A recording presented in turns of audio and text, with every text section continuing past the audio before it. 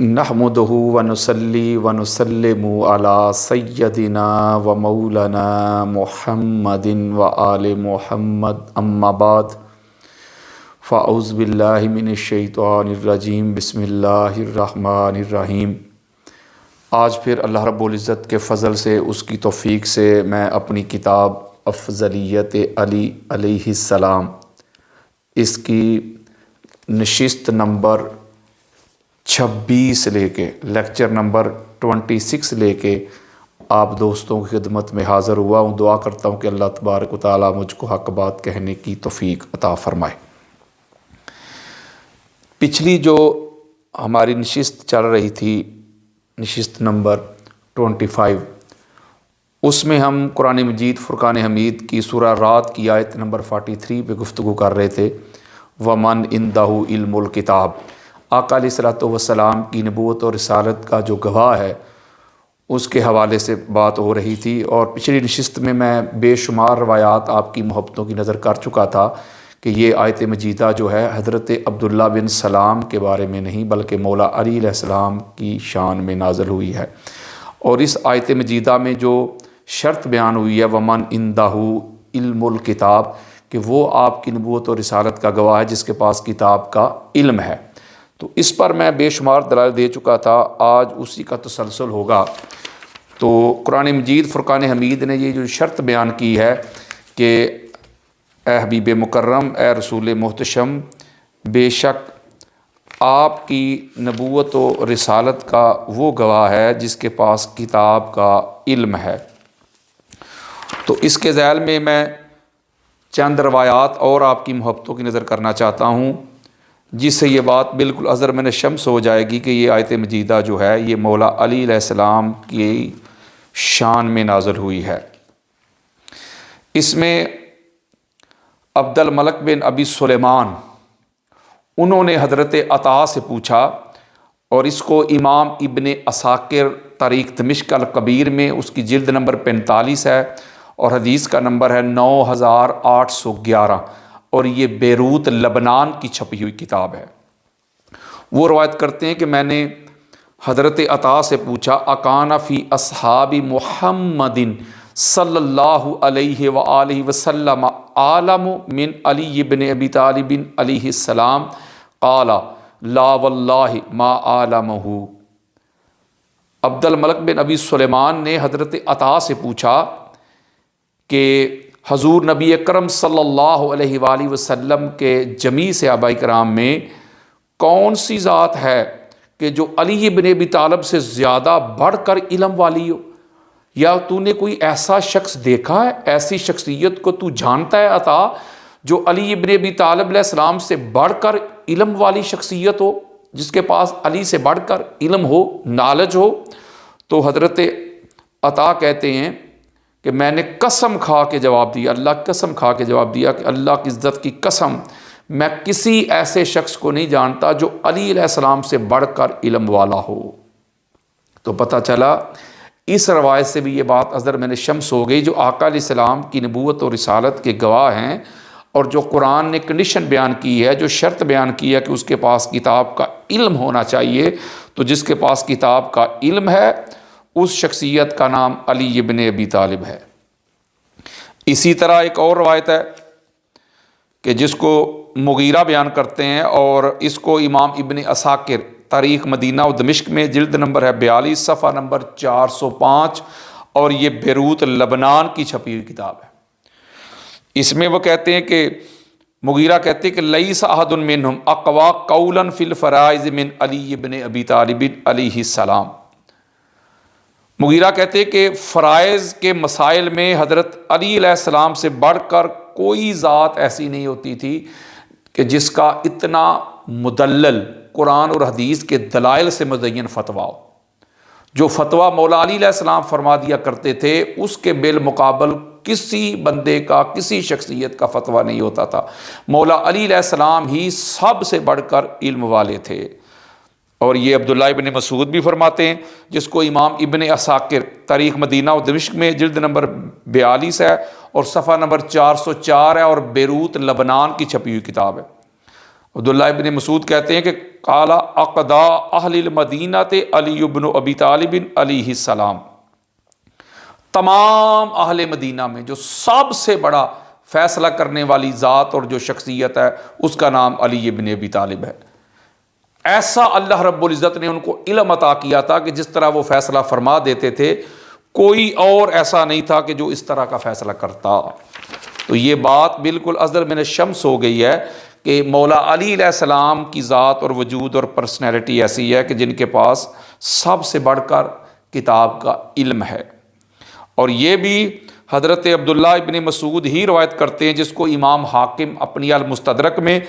اور اس کی جلد نمبر 3 ہے، اور حدیث کا انٹرنیشنل نمبر چل رہا ہے 4656،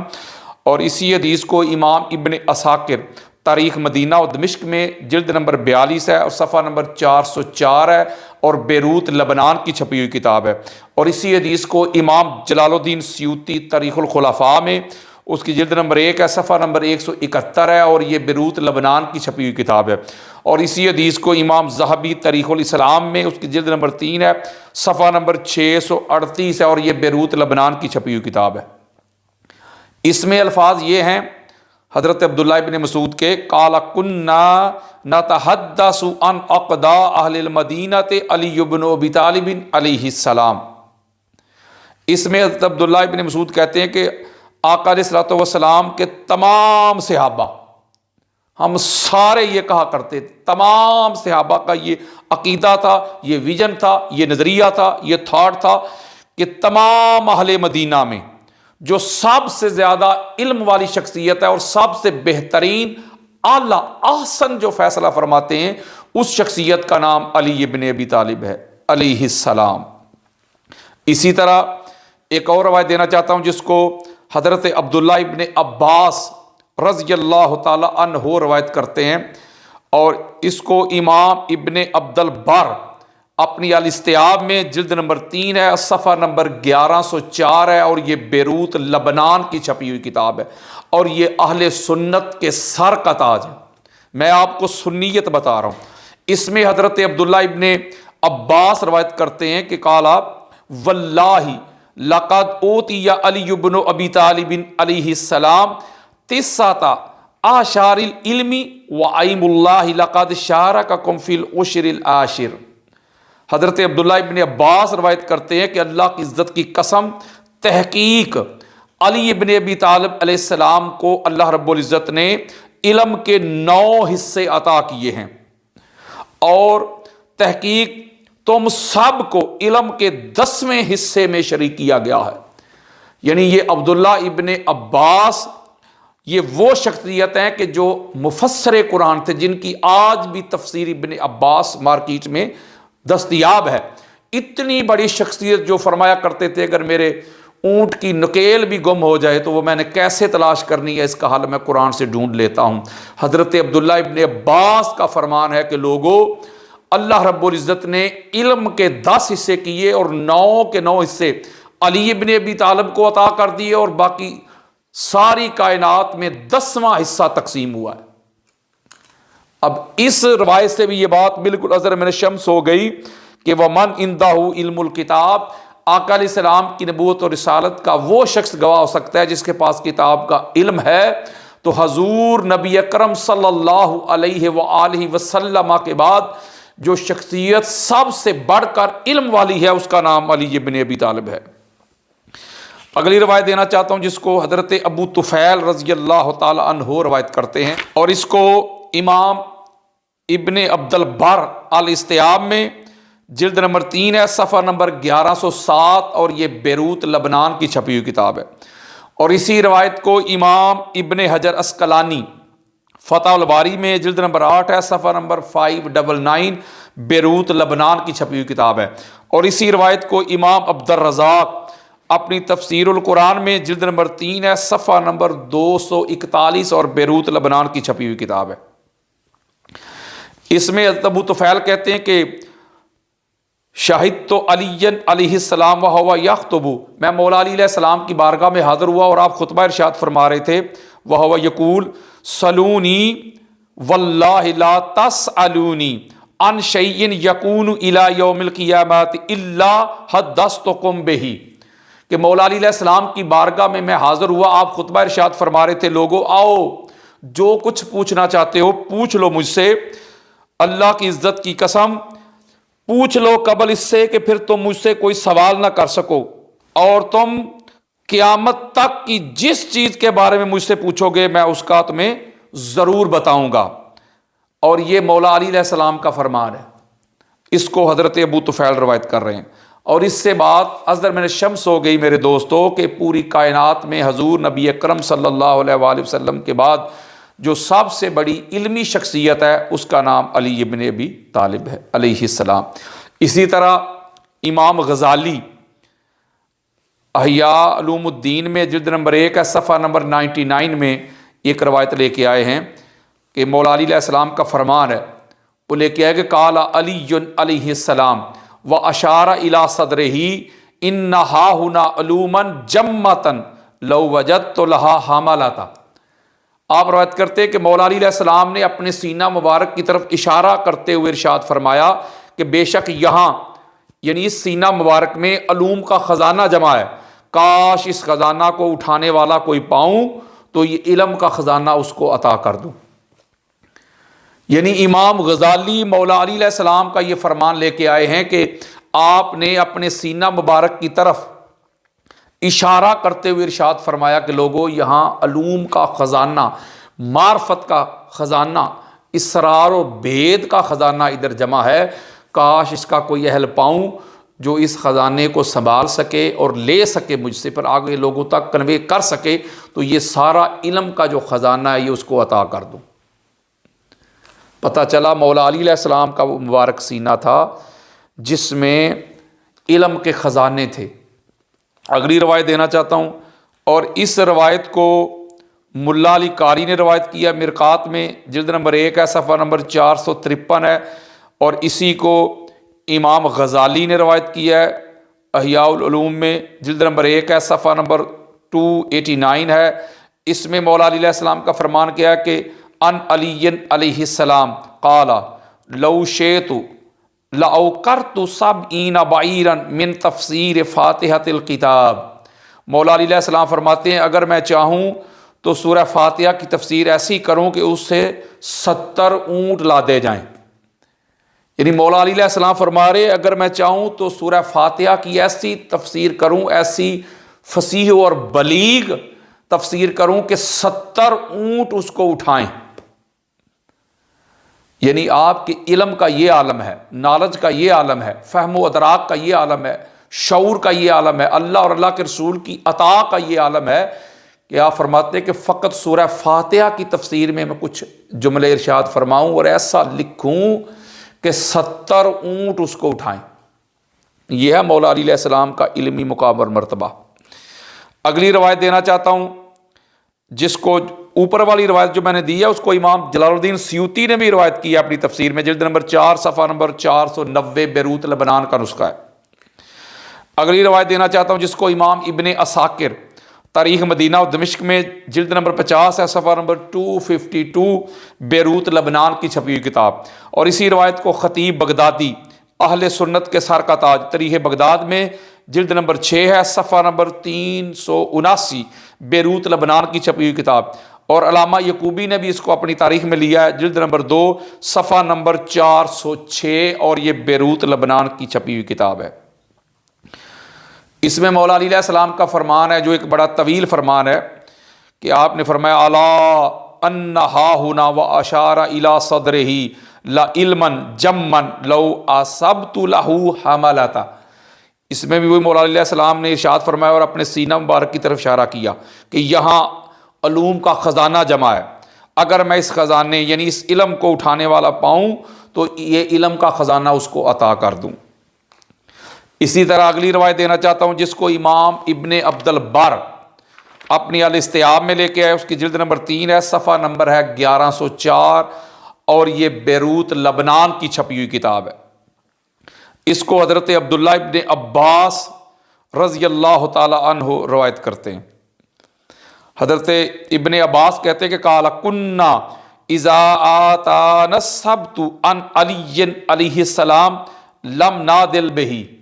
آپ فرماتے ہیں کہ عبداللہ ابن عباس کہ جب ہم کو کسی چیز کا کوئی ثبوت حضرت علی علیہ السلام سے مل جاتا تو پھر ہم کسی اور کی طرف رجوع نہیں کیا کرتے تھے۔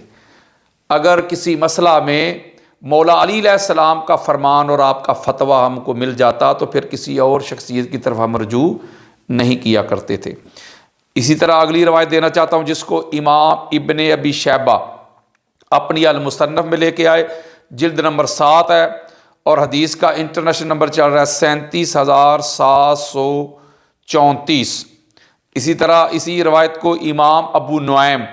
حلیۃ الاولیاء و طبقات الاصفیاء میں لے کے آئے، جلد نمبر 4 ہے، صفحہ نمبر ہے 186۔ حضرت قیس روایت کر رہے ہیں، ایک بڑی طویل روایت ہے۔ وہ فرماتے قال علی علی ممبرہ، میں نے مولا علی علیہ السلام کو ممبر کے اوپر یہ خطبہ ارشاد فرماتے ہوئے سنا، سلونی، وہ فرما رہے تھے آؤ جو پوچھنا چاہتے ہو پوچھ لو مجھ سے، فإنکم لا تسألونی عن شیء فیما بینکم و بین الساعۃ ولا عن فئۃ تہدی مئۃ وتضل مئۃ الا حدثتکم۔ حضرت قیس کہتے ہیں کہ مولا علی علیہ السلام ممبر کے اوپر یہ خطبہ ارشاد فرما رہے تھے، لوگو آؤ مجھ سے سوال کرو، مجھ سے پوچھ لو، اور اس زمانہ سے لے کے قیامت تک جس چیز کے بارے میں پوچھو گے میں تم کو اس کے بارے میں آگاہ کروں گا، اس کا جواب دوں گا۔ اگر تم مجھ سے اس فتنہ کے بارے میں پوچھو گے جو سینکڑوں لوگوں کو ہدایت پر لائے گا اور جو سینکڑوں لوگوں کو گمراہ کرے گا تو تم کو اس کے بارے میں بھی میں بتا دوں گا۔ یہ مولا علی علیہ السلام کا اعلان ہے، اور آپ فرمایا کرتے تھے اللہ کی عزت کی قسم صحابہ کوئی اور ذات اور ہستی ایسی نہیں تھی کہ جس کا یہ اعلان ہو، جس کا یہ دعویٰ ہو کہ آؤ جو پوچھنا چاہتے ہو پوچھ لو۔ یا حضور فرمایا کرتے تھے، اور حضور نبی اکرم صلی اللہ علیہ وآلہ وسلم کے بعد جو ذات یہ اعلان فرمایا کرتی تھی کہ آؤ جو پوچھنا چاہتے ہو، وہ فقط مولا علی علیہ السلام کی ذات تھی۔ اس روایت سے بھی یہ پتہ چلا کہ اس کائنات میں حضور کے بعد جو سب سے زیادہ علمی شخصیت ہے اس شخصیت کا نام علی ابن ابی طالب ہے علیہ السلام۔ اگلی روایت دینا چاہتا ہوں جس کو اہل سنت کے سر کا تاج ہے امام زرقانی، وہ اپنی شرح میں لے کے آئے، اس کی جلد نمبر 1 ہے، صفحہ نمبر 39، اور یہ بیروت لبنان کی چھپی ہوئی کتاب ہے۔ اس روایت میں مولا علی علیہ السلام فرماتے ہیں ان علی قال لو تویت لی وسادۃ لحکمت بین اہل التوراۃ بتوراتہم وبین اہل الانجیل بانجیلہم ولقلت فی الباء من بسم اللہ واقرأ 70 جملا۔ مولا علی علیہ السلام فرماتے ہیں کہ اگر میرے لیے مسرت لگائی جائے تو میں تورات والوں یعنی یہود کی بات ہو رہی ہے کے درمیان تورات کے مطابق فیصلہ کروں گا، اور اگر انجیل والوں یعنی عیسائیوں کے درمیان انجیل کے مطابق فیصلہ کروں گا، اور میں بسم اللہ کی صرف با کی تفسیر میں وہ کچھ کہہ دوں یا وہ کچھ لکھوں جس سے 70 اونٹ لاد دیے جائیں۔ امام زرقانی شرح زرقانی فی المواہب اللہ دنیا، جلد نمبر 1 صفحہ نمبر 39، بیروت لبنان کی چھپی ہوئی کتاب۔ سورہ فاتحہ کی با کی تفسیر میں 70 اونٹ لاد دیے جائیں، بسم اللہ کی با کی تفسیر میں، یہ ہے علمی معیار۔ اگلی روایت دینا چاہتا ہوں جس کو حضرت ابو طفیل روایت کرتے ہیں، اور اس کو امام ابن عساکر تاریخ مدینہ و دمشق میں جلد نمبر ہے 42 صفحہ نمبر 398، اور اس کو امام ابن سعد نے بھی لیا ہے طبقات الکبریٰ میں جلد نمبر 2 صفحہ نمبر 338، بیروت لبنان کی چھپی ہوئی کتاب۔ اسی طرح امام ابن عبد البر نے بھی اس کو لیا ہے اپنی جامعہ بیان العلم میں، اور جلد نمبر 1 ہے، صفحہ نمبر ہے 114، بیروت لبنان کی چھپی ہوئی کتاب۔ اس میں ابو طفیل کہتے ہیں کہ مولا علی علیہ السلام فرما رہے تھے سلونی عن کتاب اللہ فإنہ لیس من آیات الا وقد عرفت بلیل نازلت ام بنہار فی سہل ام فی جبل۔ حضرت ابو طفیل روایت کرتے کہ مولا علی علیہ السلام فرما رہے ہیں آؤ اللہ کی کتاب قرآن سے جو کچھ پوچھنا چاہتے ہو پوچھ لو مجھ سے، قرآن کی ایک آیت ایسی نہیں جس کا مجھے علم نہ ہو، نالج نہ ہو۔ جو رات کو نازل ہوئی اسے بھی جانتا ہوں، جو دن کو نازل ہوئی اسے بھی جانتا ہوں، جو میدان پہ نازل ہوئی اسے بھی جانتا ہوں، جو پہاڑ پہ نازل ہوئی اسے بھی جانتا ہوں۔ یہ ہے مولا علی علیہ السلام کا علمی مقام اور مرتبہ۔ اگلی روایت دینا چاہتا ہوں جس کو امام ذہبی نے روایت کیا ہے اپنی منہاج الاعتدال میں جلد نمبر 1 ہے، صفحہ نمبر 342، اور یہ بیروت لبنان کی چھپی ہوئی کتاب ہے۔ اس کو بھی حضرت ابو طفیل نے ہی روایت کیا۔ وہ کہتے ہیں قال علی علیہ السلام سلونی قبل ان تفقدونی سلونی ان طرق السماء فانی اعرف بها من طرق الارض۔ حضرت ابو طفیل روایت کرتے ہیں کہ مولا علی علیہ السلام نے ارشاد فرمایا کہ لوگو آؤ پوچھو مجھ سے، جو سوال کرنا چاہتے ہو کر لو مجھ سے، اس سے پہلے کہ تم مجھ کو اپنے درمیان نہ پاؤ۔ مجھ سے آسمان کے راستوں کے بارے میں پوچھو، بے شک میں انہیں زمین کے راستوں سے بڑھ کر جانتا ہوں۔ آسمان کے راستوں کا علم زمین کے راستوں سے بھی زیادہ ہے مجھے۔ اس حدیث مبارکہ سے بھی یہ بات اظہر من الشمس ہو گئی کہ حضور کے بعد جو سب سے زیادہ علمی شخصیت ہے اس کا نام علی ابن ابی طالب ہے۔ اگلی روایت دینا چاہتا ہوں جس کو امام ابن عساکر تاریخ مدینہ و دمشق میں جلد نمبر 42 ہے، صفحہ نمبر 405 ہے، اور یہ بیروت لبنان کی چھپی ہوئی کتاب ہے۔ اسی کو امام ابو نعیم نے حلیۃ الاولیاء و طبقات الاصفیاء میں جلد نمبر 1 ہے، صفحہ نمبر 84، اور یہ بھی بیروت لبنان کی چھپی ہوئی کتاب ہے۔ اس میں حضرت زرار بن زمرہ کنانی روایت کرتے، ایک بڑی طویل روایت ہے۔ اس میں کہتے ہیں کہ اللہ کی عزت کی قسم، حضرت علی علیہ السلام کی ذات وہ ہے کہ جو دور اندیش، بہت زیادہ قوت والے، طاقت والے، اور قول فیصل والے اور عدل کے ساتھ فیصلہ کرنے والے، ان کے پہلوؤں سے علم پھوٹتا تھا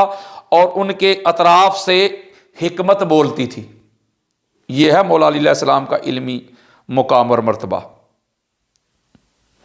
تو پتہ چلا کہ قرآن مجید فرقان حمید کی اس آیت مجیدہ میں جو آقا علیہ السلام کی نبوت اور رسالت کے گواہ کی شرط بیان ہوئی ہے، وہ شرط ہے کہ اس کے پاس کتاب کا علم ہے، اور جس شخصیت کے پاس کتاب کا علم ہے اس شخصیت کا نام علی ابن ابی طالب ہے۔ تو جب مولا علی علیہ السلام سے بڑھ کر کوئی صاحب علم نہیں،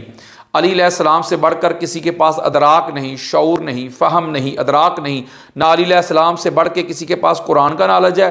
نہ انجیل کا نالج ہے، نہ زبور کا نالج ہے، نہ تورات کا نالج ہے، یعنی آسمانی جتنی بھی کتابیں ہیں ان کا سب سے زیادہ جس شخصیت کے پاس علم ہے، جو اس کے معنی اور مفاہیم کو جانتا ہے، جو ان کے سیاق و سباق کو جانتا ہے، جو ان کے شان نزول کو جانتا ہے، کب نازل ہوئیں، کس پر نازل ہوئیں، کس وجہ سے نازل ہوئیں، اس شخصیت کا نام علی ابن ابی طالب ہے۔ اور آقا علیہ الصلوۃ والسلام کی ذات کے بعد پوری کائنات میں جو سب سے بڑھ کر عالم ہے اس کا نام علی ابن ابی طالب ہے۔ اور اس آیت میں جو شرط اور کنڈیشن بیان ہوئی ہے وہ ہے کہ وہی محمد صلی اللہ علیہ وآلہ وسلم کی نبوت اور رسالت کا گواہ ہو سکتا ہے، آئی وٹنس ہو سکتا ہے، جس کے پاس کتاب کا علم ہے۔ تو میرے دوستو، میرے بزرگوں، پوری کائنات میں علی علیہ السلام کے پاس ہی کتاب کا علم ہے۔ تو یہ بات بالکل واضح ہو گئی کہ مولا علی علیہ السلام کی ذات ہی ہے جو آقا علیہ السلام کی نبوت اور رسالت کے گواہ ہیں۔ اس نشست کو ادھر ہی ختم کرتے ہیں، پھر اگلی نشست جو میں آپ کے سامنے بیان کروں گا وہ یہیں سے مضمون شروع کروں گا، ابھی یہی مضمون چلے گا۔ دعا کرتا ہوں کہ اللہ تبارک و تعالیٰ مجھ کو حق بات کہنے کی توفیق عطا فرمائے، زندہ رکھے تو اہل بیت اطہار کی محبت پہ، موت آئے تو اہل بیت اطہار کی محبت پہ۔ وما علیہ الا البلاغ المبین۔